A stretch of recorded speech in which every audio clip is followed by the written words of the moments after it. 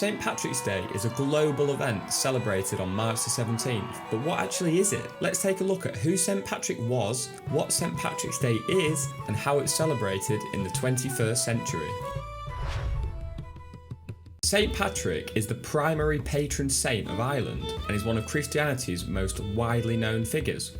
He was actually born in Britain, not Ireland, near the end of the 4th century. Britain was ruled by the Roman Empire at the time. When he was just 16 years old, he was taken hostage by a group of Irish raiders who were attacking his family's land. The raiders took him to Ireland, where he was forced into becoming a shepherd. He was lonely and afraid, so turned to religion for comfort. After 6 years of captivity, Patrick had a dream. In his writing, he described a voice he believed to be God's, telling him it was time to leave Ireland. He walked nearly 200 miles to escape his captors, where he found a ship captain who agreed to take him back to Britain. Once back in Britain, Patrick had a second revelation. An angel told him in his dreams to return to Ireland as a missionary. He began religious training for many years before returning back to Ireland. His goal was to convert the Irish into Christianity. As he was familiar with the Irish language and culture, he incorporated some of that in his Christian teachings. For example, the Irish were used to honouring their gods with fire, so he used bonfires to celebrate Easter.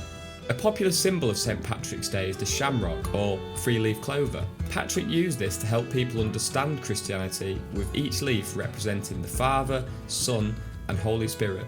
He died on March the 17th, 461, after nearly 40 years of spreading Christianity throughout Ireland. So what actually is St. Patrick's Day? St. Patrick's Day is an annual celebration on March the 17th, the anniversary of St. Patrick's death. The Irish have celebrated this day for over 1,000 years. St. Patrick's Day falls during the Christian season of Lent. During Lent, the eating of meat is prohibited.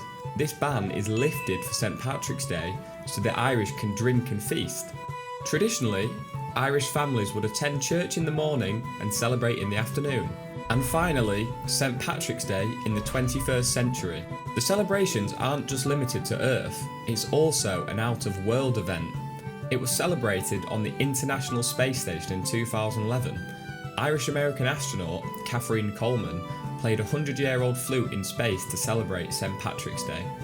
Back on Earth, streets are flooded with the colour green as public parades and festivals take place. Wearing shamrocks and green clothing is customary. Food and drink are a huge part of the celebrations of St. Patrick's Day. Pubs are packed and families gather to feast. The celebrations are not just limited to Ireland though, they take place globally. Hundreds of famous landmarks have been lit in the colour green to symbolise the day, including the Sydney Opera House, the Leaning Tower of Pisa, and the Burj Khalifa. For anybody celebrating today, happy St. Patrick's Day.